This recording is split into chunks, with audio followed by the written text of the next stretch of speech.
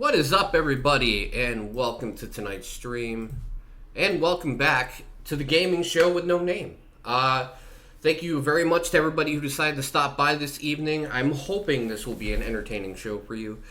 So, as always, we're going to start out with the joke game of the last 2 weeks, because I dig through Steam. I find the games I'm looking forward to. I find games to review for you guys. Not so much the stuff that you'd find on a more casual basis, but just games that I find that worth my time and maybe worth yours. So the joke game is very funny. It is Big Field 2042. Big Field 2042 is a big field with the last name 2042. It is basically a parody game where you play in a giant field. Hey, how's it going, Dan? And you play in a giant field, and that's about it. As the description says, true AAA quality. Yeah, I think this is going to blow a lot of people's minds. It's going to be very popular. You might want to hop on this train early, though. I feel like this is going to be a trend that really, encapsulates as the next generation of gaming. Make the map so big that you never find your opponent. That takes care of difficulty and scope. No, I think it's a great parody game, though. Similar to games you've played, Sonic Racing. Steam, you're kind of drunk. But, yeah. Definitely it was the best comedy game that I found out of all of them. You basically just run around and never find anybody. So, which sometimes on Battlefield, especially Battlefield 5, you kind of felt this way, not gonna lie. As a fan of Battlefield, especially disappointment with 2042. Even the older ones kind of made you feel like this sometimes. But alright. We're gonna do the game reviews for the last couple weeks, which there was quite a few of them, and a couple of them I did last minute. First one that we're gonna talk about is Rise of the Third Power. It is a JRPG in the stylings of, I would say, Chrono Trigger and Secret of Mana, and it is a very, very good game. If you like that stuff. I mean, it's not going to be for everybody. If you want realistic graphics and you hate the older style of gameplay, then you're probably not going to like it. But for somebody who's a fan of JRPGs and a fan of, like, that Super Nintendo, PlayStation 1 style JRPG, this game is fantastic, and the writing is really good. Like I said, the pixel art is very reminiscent of SNES times, but it's done so well. I mean, like, the game is actually very, very good. It's based in Europe during the late 1930s, which you can guess is kind of dives into World War II. But it's more about pirates than it is about actual, like, World War II. Yeah, it's very, very good. I would give this game an 8 out of 10. It's not in early access. It came out. It was very good. It is a very, very addictive game when it comes to, like, that getting you to play it for hours. I would compare this to, like, Final Fantasy VI a lot. But yeah, I would recommend this highly to anybody who's a fan of the genre. And yeah, that's about all I can say about that. It's very good. All right, next one on the list. Oh yeah, now we're gonna talk about my oh my god, this game was terrible game of the month, and Spellmaster the Saga. I made a YouTube video of this. This game was an absolute travesty to try and play. I never thought it was possible to break a game as bad as I broke this one. Yeah, literally, the game, one, does not run very well. Two, the environments are either poorly placed or just broken, because I managed to, within the first 10 minutes of the game, break it and make myself fly all the way across the map, traveling as far as I possibly could. Like, any direction. I could just walk around on air for about 7 to 8 minutes until I eventually got sick of it, saved, and loaded into an area that was about 8-9 hours into the game, 15 minutes in. I would not recommend anybody purchase this game currently. I wouldn't even say wait. They released the game on a false pretense, acted like it was done and polished, and it was neither one. So this is going to be a rare game where I give it a 1. Yes, a 1. This game is horrible. And it sucks that the developers, like, basically took advantage of people and decided to deliver a product that was so inferior. And it says that it's in a fully released state when, 1, the story is not complete, 2, the game's broken, and 3, graphically and engine-wise, it runs like dog shit. So, I have no sympathy for them. Fuck them, it's a 1. Alright, next one is a interesting game that I have played. I'm trying to think about how this... Yeah, okay. So I have the base game, okay. Alright, this is a interesting one. Because this game is our scourge, yet war is a tactical historical game. But what I played was actually the Frontlines DLC, which basically makes it a first-person shooter game. Like this. This is what I played. But basically, it makes it into a first-person and third-person view military game with 150-person battles, which is insane. But unfortunately, even though it's free and I can't bitch too much about it, the actual, like, how the game functions with the mod in place is not very good. Like, it functions, but it does not run great. And I do not have shitty hardware, and it should run better than that, considering the game's not really a looker to begin with. I mean, maybe they could fix it up over time, but currently, it's a very good idea. If you're a fan of the series, it probably wouldn't bother you. But this is my first, like, experience with the title. So, from an outsider looking in, it wasn't super impressive. So, I'm going to give this a 6. It's a great idea. And the fact that they gave this away free, which is basically a total conversion mod for the game for free, is amazing. I give the devs 100% credit for that. But it just doesn't run very well. That's all. If you could fix that, devs, then you got yourself an amazing and, I'd have to say, very generous mod that you have given your community to play. It's very, very good. Alright. Next one's a big one for me. EOX 2. I played quite a bit of this one, actually. I got a good 4+ hours into it before I decided to make any review of it. It was released yesterday. I have to say, even though it's rated at mixed, it was a great thing for me.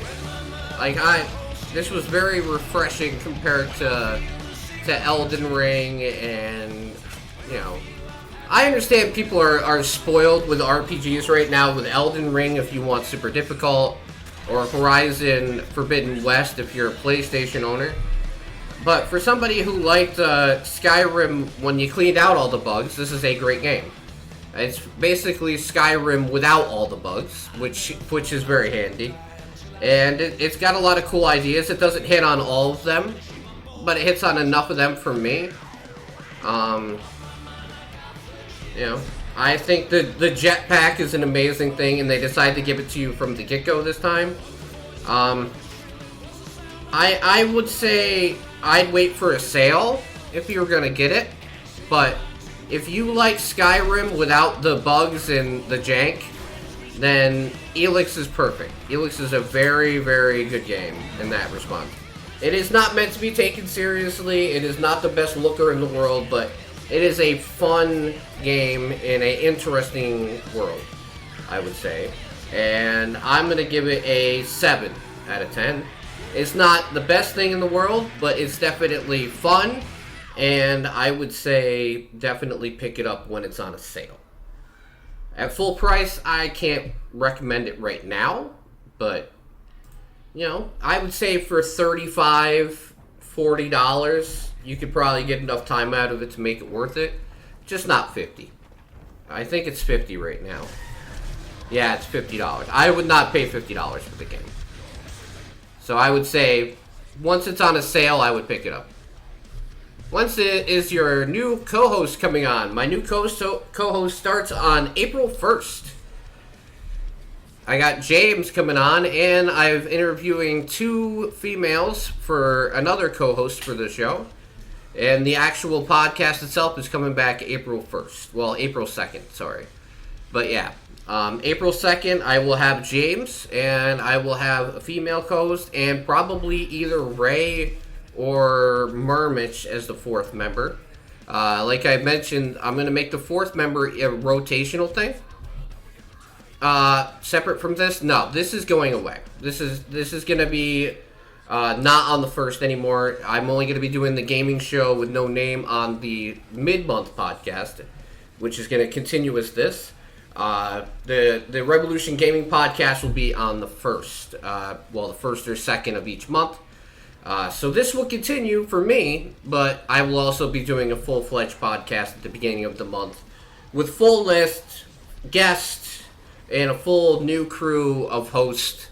And I think it's going to be amazing, and I've got some great ideas for it. So, oh yeah, and we're running a giveaway right now, exclamation point giveaway. If you want a copy of what is it called? Undead Rollers. I think it's what it's called. Hold on a second. Just trying to check something real quick.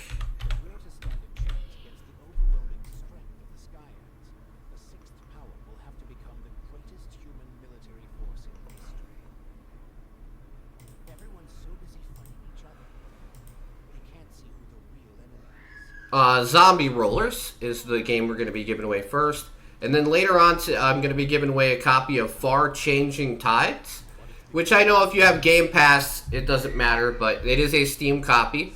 So if you like a Steam copy of the game, you're more than welcome to enter the giveaway for that. So yeah, exclamation point giveaway if you want to enter any of those. But yeah, Elix is definitely a good experience.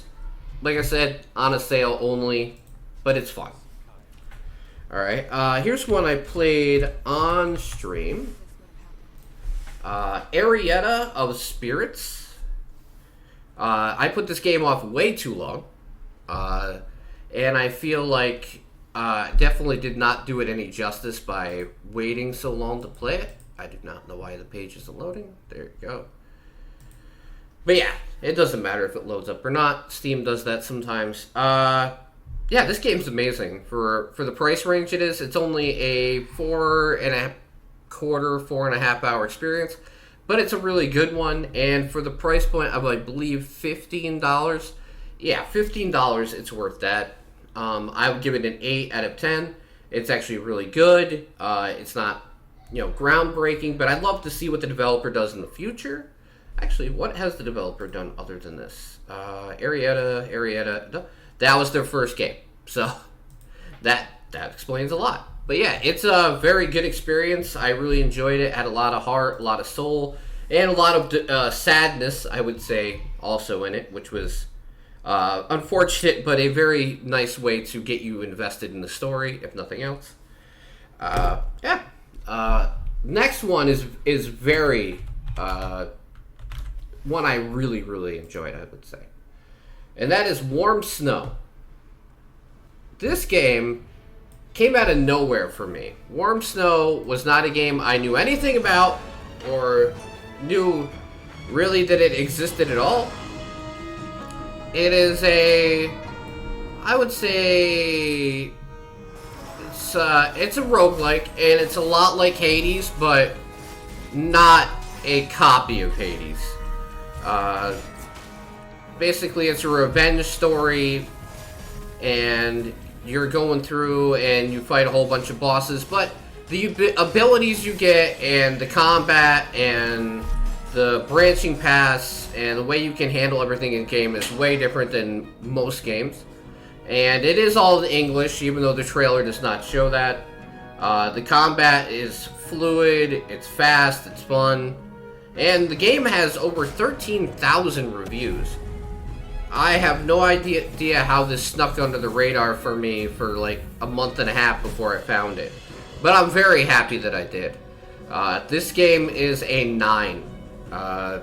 It is totally go out and buy it now material. I believe it is $20. Nope, not even. It's $18. I would say recommend this game immensely. And I would say if you are a fan of the roguelike genre or a fan of Hades or anything of that type of gameplay, then this game is probably going to fill that void for you that you've been missing. And yeah, definitely get it. The art style's great, the combat's great, story's really good, but I'm not going to spoil it here. And yeah, there's not much I can say more to praise it. It's a wonderful title, and for the budget price point, it is really, really good. And our last review is of a game that basically disappointed the hell out of me. The Waylanders. So, I waited. Yeah, recent reviews, very negative. Okay. I can understand that.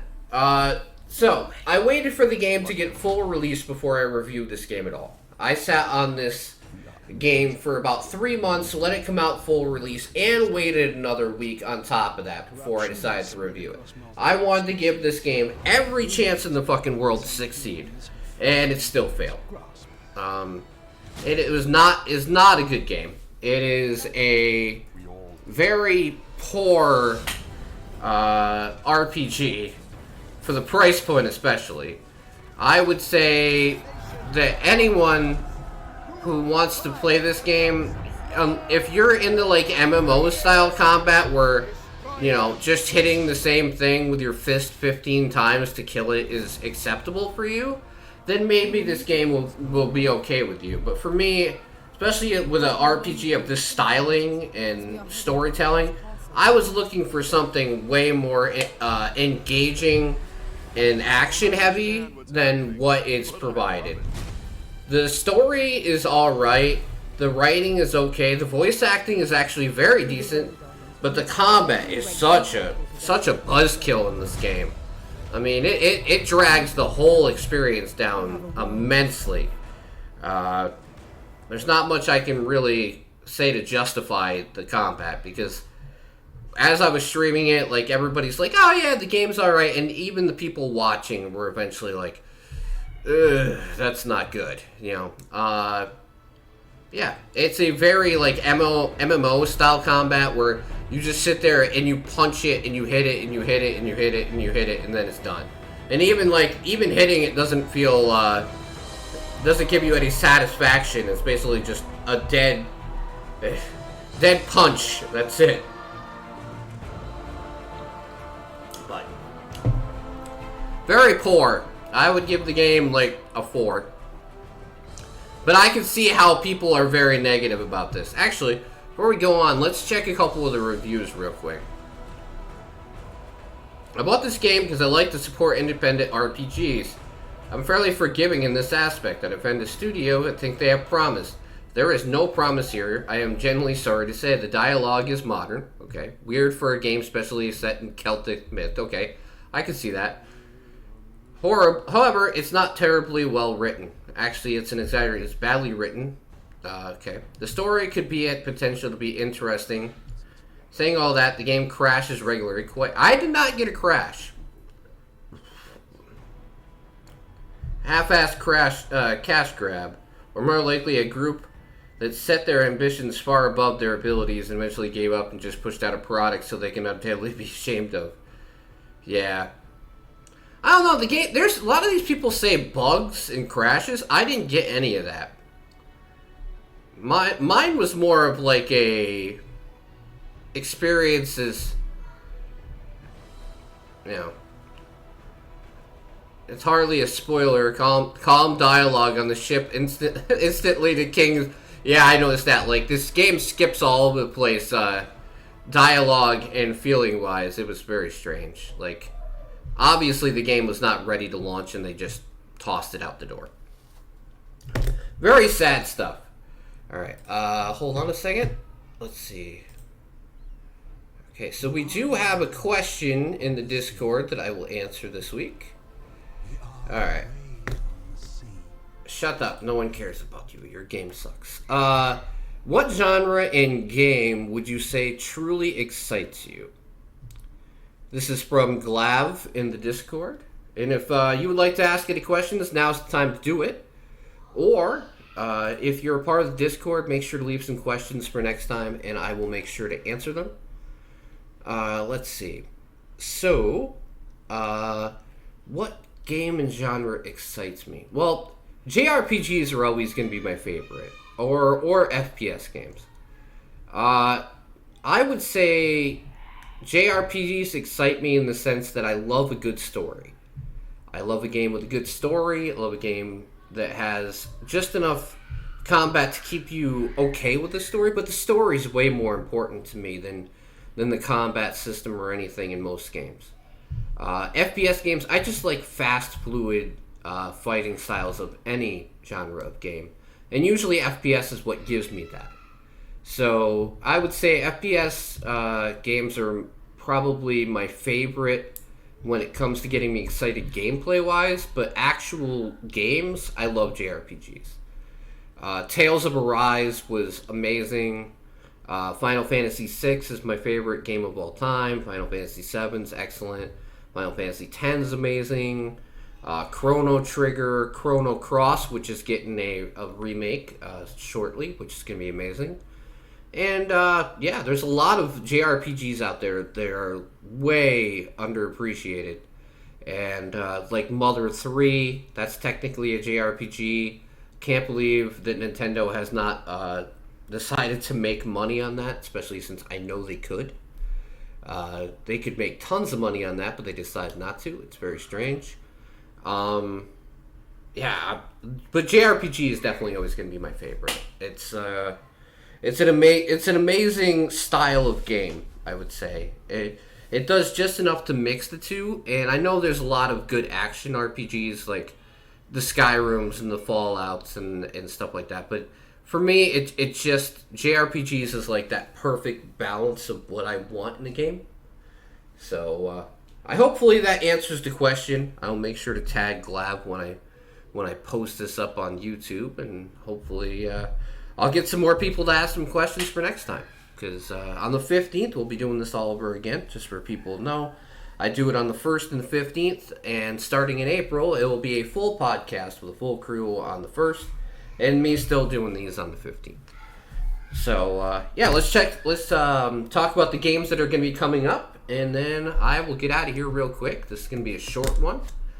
I was going to say, I can see it's going to be a quiet one this evening, so I'm just going to go through all my stuff, and at the end of it, we will head out, and I will see you next time. Let's see. Games that are coming up, I am a day late with this, so I'm going to be bringing up stuff that came out yesterday, but that's fine. Shadow Warrior 3, I'm extremely excited about, and I'm kind of happy that the game reviewed well, even though it is sitting at mixed on Steam. Like, I love the Shadow Warrior series immensely, so...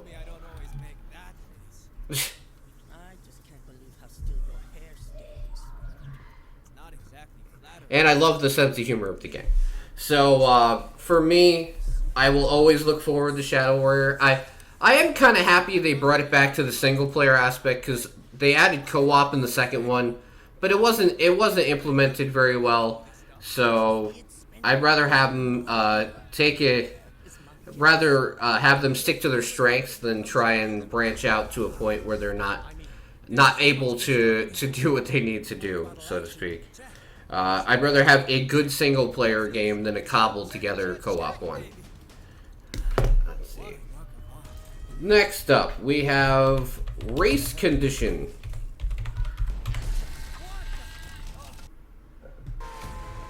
Race Condition reminds you of Virtua Racing for the Sega Saturn.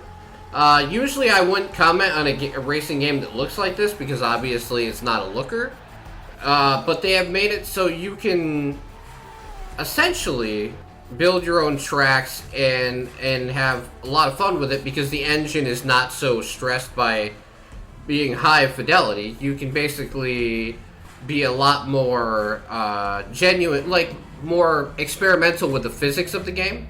So it literally shows the whole entire world and you travel around it and you race around in a polygon-inspired racetrack.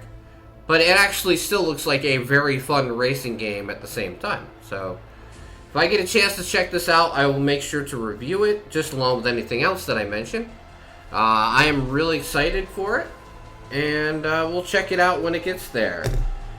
Let's see. Another one is Hordcore. Hordcore came out today. This is a side-scrolling, I would say hack and slash shooter that came out today, which is mostly supposed to be played in co-op. It has a very interesting art style to it, but it also looks like an amazingly fun game that you can play with your friends, and you can play in horde mode and try and stay alive as long as you can. You know, there's no way to really say much more than that about it. It just looks like a fun co-op game, a fun brainless one, which is great. Sometimes you need stuff like that. And for the price of $10.19 to be able to just play a game and have fun with your friends, there's nothing better than that. So I really hope that I can get some people together to play something like this. I don't know if I can, but if not, I'll just play it with my family and I'll still get a review out there for it. For everyone. And then we have Young Souls, which I don't know if it's coming to Steam or not. Okay. Young Souls, yeah, it comes out on the 10th. Young Souls used to be a Stadia exclusive game. And now it's coming to Steam and Xbox Game Pass on the 10th. It is a 2D brawling story RPG. And I can't wait because I love co-op beat-em-up games, and it's actually going to be a rich story RPG attached to it. And hell, if there's anything good that came out of the Stadia deal, I would love it.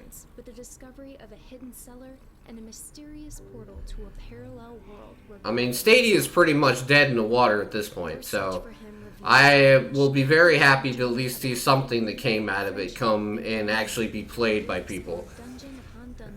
Because, yes, I know there's Stadia defenders out there, but man, they really shit the bed on that Stadia experience. Especially since the tech is so well done for it. Like, on a technical aspect, Stadia is amazing. On every other aspect, it's not very good. But yeah, I'm very excited for this. Co-op game, free on Game Pass, and I imagine it'll be like $20 on Steam. Yeah, I will see if I can get a co-op player to play this with. If I do, I will certainly probably stream it, and I will talk about it next time I'm on here.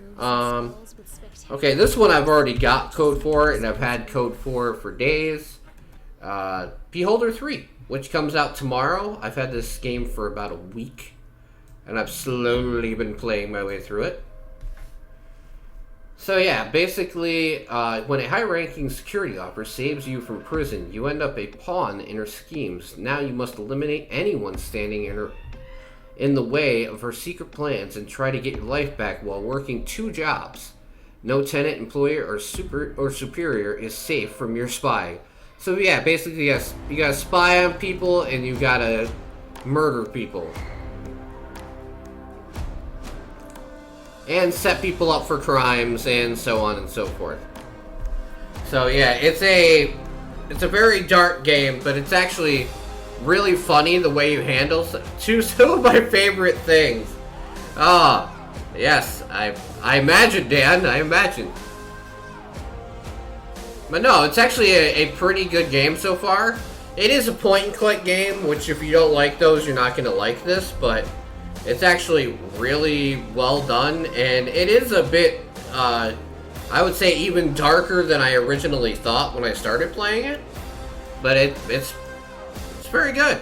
It's very good. Obviously can't talk too much about it, but I will be playing some of it tomorrow during the morning, so I hope somebody can check it out, and if not, you can check out the VOD later. Let's see, what's next? Oh, this one's a big one. This one I might actually end up playing tomorrow. I believe I'm going to get code for it. Is Babylon's Fall. The game that basically nobody knows is coming out, and it comes out tomorrow. I mean, it's from Platinum Games, and nobody seems to remember this game's coming out. There is no hype and no, like, no momentum to this game. It's basically just going to come out tomorrow and it's going to flop. Release the gut strings. No longer will you carry. Yeah, it's from Square Enix and Platinum Games, and everybody's like, what? I've heard about it, but The weapons are your choice. it's basically a live service Platinum Games game. To be fast and lethal, and easily combo light and heavy attacks. If you are surrounded, use. Yeah, they do. They failed Guardians of the Galaxy, so I have no faith in them. For even greater power, choose hammers. Blows like these must be powered up, but you are still free to dodge. And your defense and charge attacks increase. Once you have full. I'm very interested to see. Don't get me started on Guardians of the Galaxy. I know. Hey, we both got it. We both already got it. I know. I paid full price for that and it's on Game Pass next month. Eee! Ouch, Dan. Fuck. I didn't realize you bought it that recently. Increase your projectiles with each combo attack. Charging your attacks will help you recover, or fire many high-powered projectiles at once and deal greater damage with blast rods. But I am, like I said, I may end up playing a bit of this tomorrow. It makes me not want to buy new games. Don't. There's nothing forcing you to. I mean, listen, the only thing that forces people to buy games is hype. Right? And plus, if you do buy a new game, don't be upset if later it goes on sale. I mean, look at it this way. If my job as a streamer, when I get free stuff, when I get, like, promotional games or I purchase one myself, is to showcase it for you guys. If you guys find it interesting and you purchase it, then obviously you liked it. But don't ever buy anything because of hype. I saw, for example, in another Discord, I saw 8 people. 8 people. You know, 8 people bought Elden Ring only based on hype, and immediately refunded it because they couldn't beat anything in it. To help you complete. Don't do that. Customize and upgrade your armor. I wouldn't be upset if it came out like 6 months ago, but it's only been a couple. Yeah, that's very true, Dan. That's very true. At your side.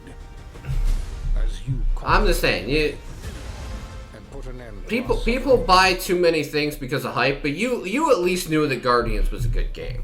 See, that's the real tell of that. At least it's a good game. At least you didn't buy a shitty game.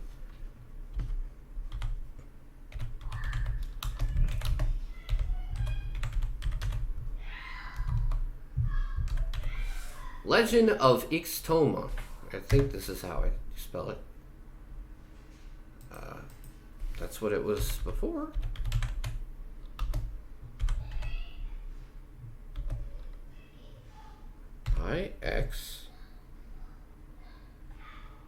There you go.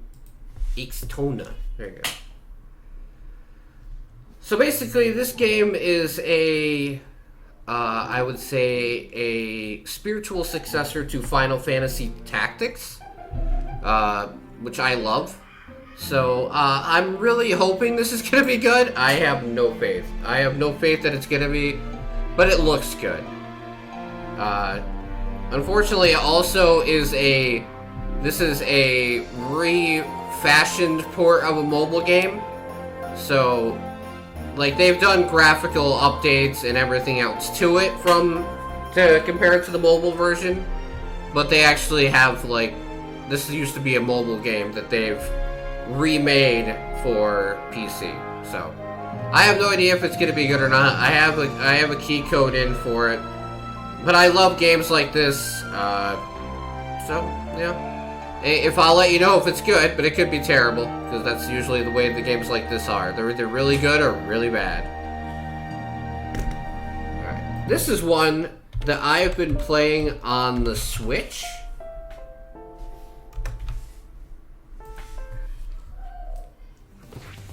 This comes out tomorrow. It comes out on Friday on PC, but I've been playing this on the Switch for the last 3 days.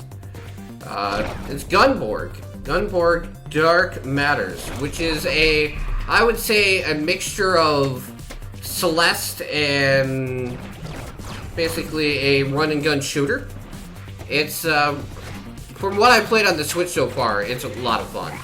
I mean, traversal is crazy. Like, trying to get around in the way they want you to do it sometimes is crazy.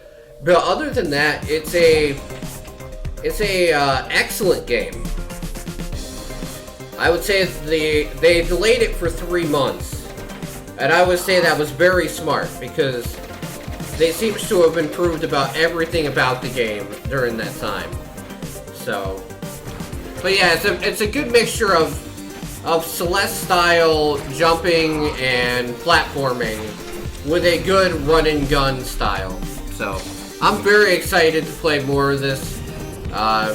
I'm kind of set with the Switch version. I probably won't get it on PC again, but I will definitely let everybody know how good it is once I finish it, because I'm already about 5 hours into the game, and it hasn't even came out yet on PC, so we'll see how it is by the time I finish it on the Switch, which will probably only be a few days from now. Another one that's coming out is Core Keeper.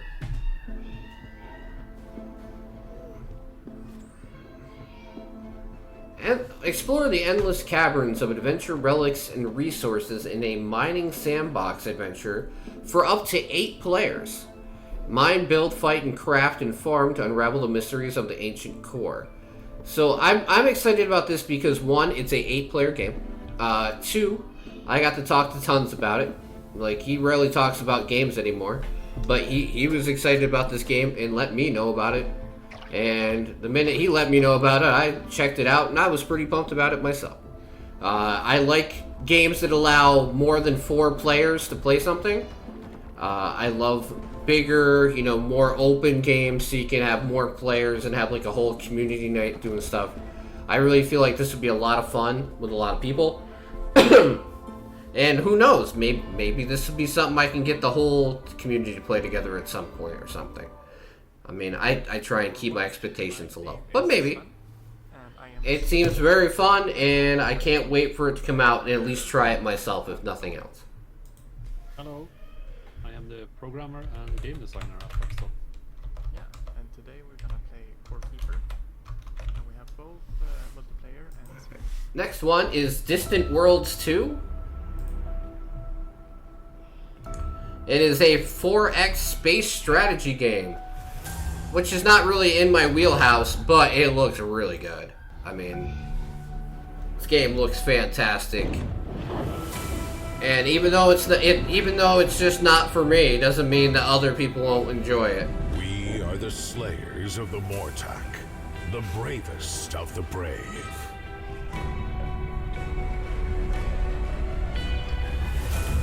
The traditions of our ancestors who came here in the age before live strong within us.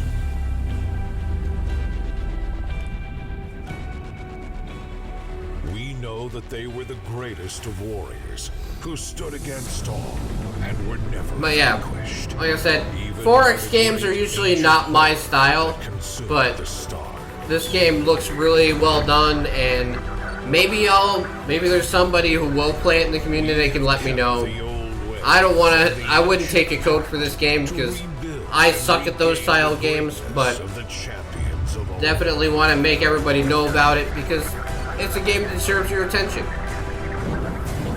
The ancient tales speak of powerful enemies, battles greater than any we have seen, and incredible dangers.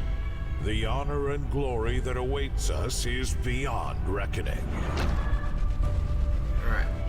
We will use the star drive our ancestors left for us and send forth the brave, the mortalin, to reclaim the stars. Real quick, before we go any further forward, I want to call bullshit on this. Do you see this right here? Literally, even the games, the WWE games, that are 4 years old are still $60. That is insane. 60 for 2K18, 60 for 2K20, 60 for 2K19. That is insane. Why? Why? Why would you do that? I mean, I know it's 2K, but that's ridiculous.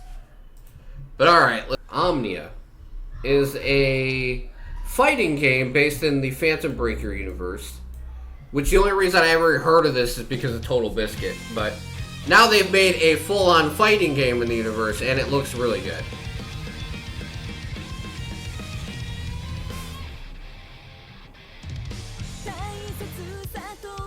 Okay, I don't need to hear music, I want to see gameplay.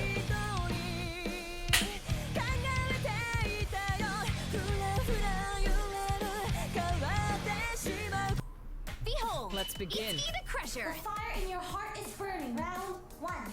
Fight.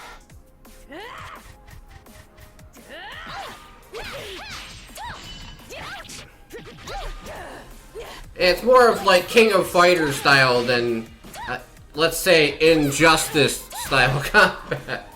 But yeah, I love a good fighter.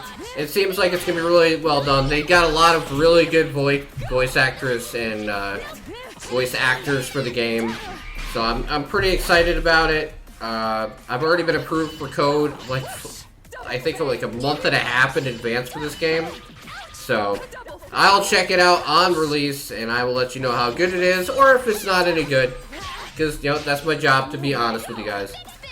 But yeah, that's it for the games that I have coming up.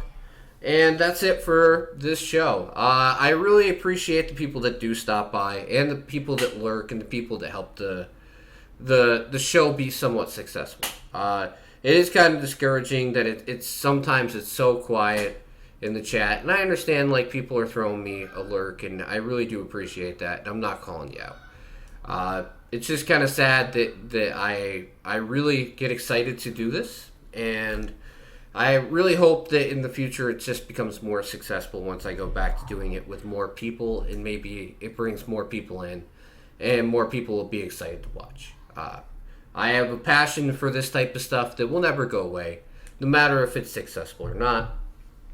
But it is what it is. Thank you guys so much for watching. I will make sure to put this up on YouTube probably either tonight or tomorrow morning. I will see you guys tomorrow for whatever I have scheduled tomorrow. I have Final Fantasy VII Remake on the schedule, but I might play something before that and that. And maybe something tomorrow morning if I have free time. Other than that, I'm taking the rest of the day off. I hope you guys have a great rest of your night. And if you're watching this on other platforms, come check me out on Twitch. I am TimDogRev. And like I said, I'm going to keep on working to make this better, to make the podcast better, and the channel better in general. So, hopefully you can stick it out and come hang out and be part of this journey along with us. Have a great night, everybody, and thank you very much.